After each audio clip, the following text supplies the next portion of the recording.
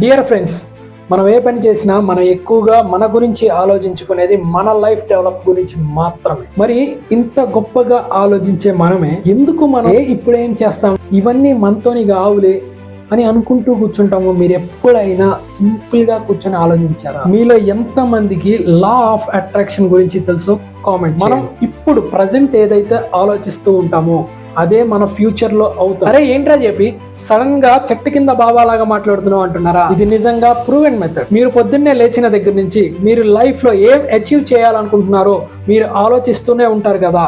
ఆ ఆలోచించే ఆలోచన మన సబ్ కాన్షియస్ బ్రెయిన్ లో యాక్టివ్ అవుతూ ఉంటుంది. దీని గురించి నేను చెప్పడం మాత్రమే కాదు, రకుల్ ప్రీత్ సింగ్ కూడా తన ఇంటర్వ్యూలో చెప్పడం జరిగింది. I believe in the law of attraction a lot.